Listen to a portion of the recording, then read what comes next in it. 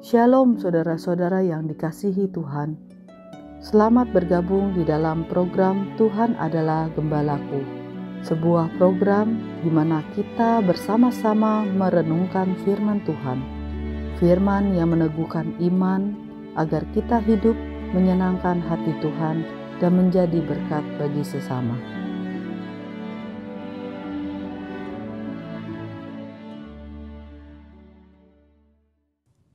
Shalom saudara-saudara yang dikasihi oleh Tuhan Yesus.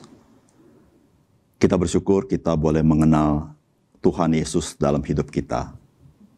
Sehingga kita boleh menjalani kehidupan kita dengan bersandar kepada Dia dan mengalami kemenangan di dalam seluruh pergumulan kita. Salam jumpa dalam program Tuhan adalah Gembalaku. Pernahkah saudara meminta tanda kepada Tuhan dalam pergumulan hidup saudara? Meminta tanda pernah dilakukan oleh Gideon karena dia membutuhkan sebuah kepastian akan pimpinan Tuhan. Tetapi ada orang-orang yang meminta tanda kepada Tuhan bukan supaya mendapat kepastian, tetapi mereka memang tidak percaya dan berusaha menentang maksud dan pimpinan Tuhan. Saudara, inilah yang akan kita renungkan dari firman Tuhan yang terambil dari Injil Matius pasal 12 ayat 38 sampai dengan 45. Pada waktu itu berkatalah beberapa ahli Taurat dan orang Farisi kepada Yesus, "Guru, kami ingin melihat suatu tanda daripadamu." Tetapi jawabnya kepada mereka, "Angkatan yang jahat dan tidak setia ini menuntut suatu tanda. Tetapi kepada mereka tidak akan diberikan tanda selain tanda Nabi Yunus. Sebab seperti Yunus tinggal di dalam perut ikan 3 hari 3 malam. Demikian juga anak manusia akan tinggal di dalam rahim bumi 3 hari 3 malam. Pada waktu penghakiman, orang-orang Niniwe akan bangkit bersama angkatan ini dan menghukumnya juga. Sebab orang-orang Niniwe itu bertobat setelah mereka mendengar pemberitaan Yunus. Dan sesungguhnya yang ada di sini lebih daripada Yunus. Pada waktu penghakiman, Ratu dari selatan itu akan bangkit bersama angkatan ini, dan ia akan menghukumnya juga, sebab ratu ini datang dari ujung bumi untuk mendengar hikmat Salomo. Dan sesungguhnya yang ada di sini lebih besar daripada Salomo. Apabila roh jahat keluar dari manusia, ia pun mengembara ke tempat-tempat yang tandus mencari perhentian. Tetapi ia tidak mendapatnya.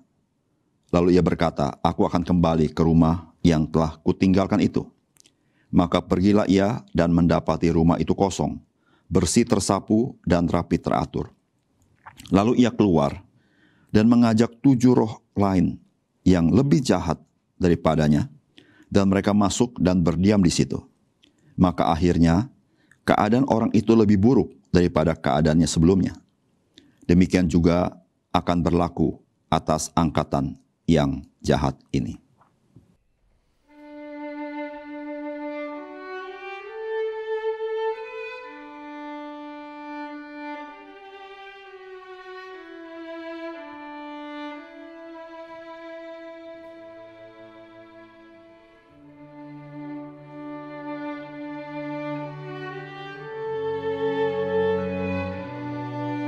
Saudara-saudara yang terkasih di dalam Tuhan, setelah ahli-ahli Taurat dan orang-orang Farisi mendengar konfirmasi Tuhan Yesus bahwa Tuhan Yesus memiliki sebuah otoritas yang sangat tinggi, maka mereka datang kepada Tuhan Yesus dan mereka meminta tanda kepada Tuhan Yesus.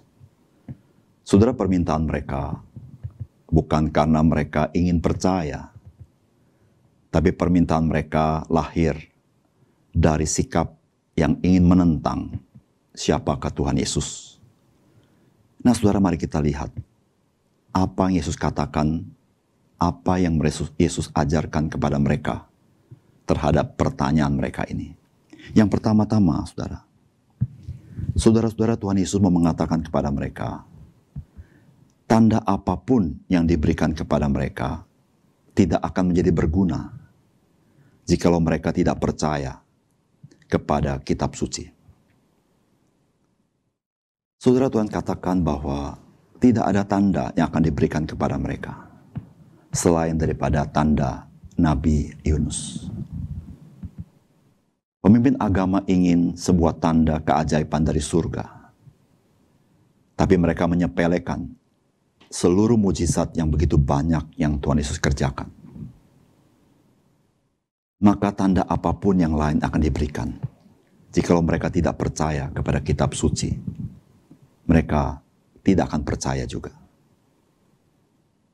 Saudara, tanda Nabi Yunus adalah Nabi Yunus pernah di perut ikan selama 3 hari dan 3 malam.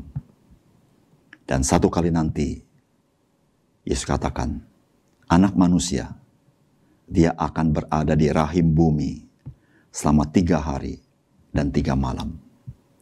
Nah, itulah tanda bagi orang-orang Yahudi dan orang-orang zaman hari ini, bahwa dia adalah Kristus yang sesungguhnya. Saudara yang kasih dalam Tuhan, bagaimana kita mengenal Kristus? Maka kita bisa mengenal melalui apa yang kitab suci katakan mengenai dia. Jikalau kita tidak percaya kepada apa yang kitab suci katakan tentang dia, apapun tanda yang terjadi dalam hidup kita, kita tidak mungkin bisa percaya kepada dia. Karena kita tidak percaya kepada penyataan kitab suci mengenai Mesias. Oleh karena itu, mari kita perhatikan kitab suci dan menjadi percaya.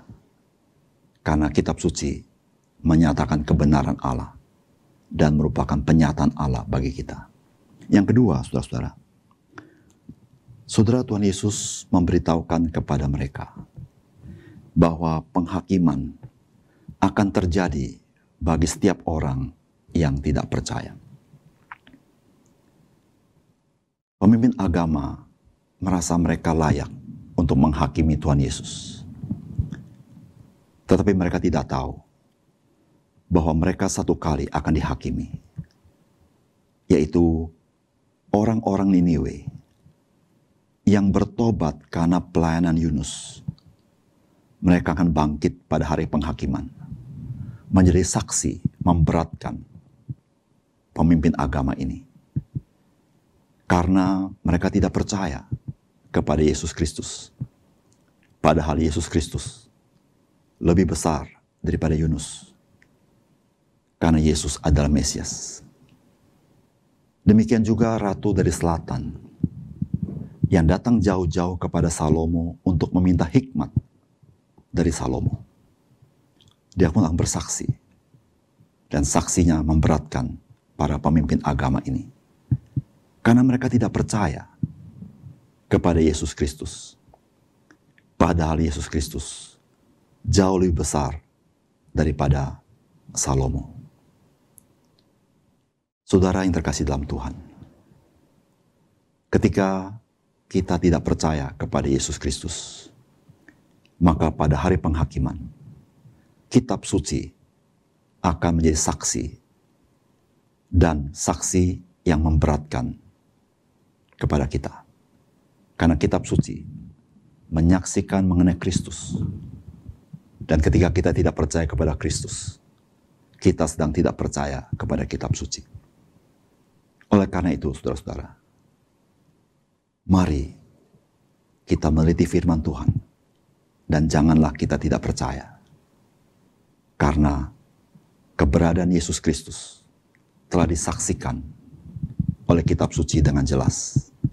Sehingga barang siapa yang menolak Yesus Kristus, dia juga menolak kesaksian kitab suci tentang Kristus.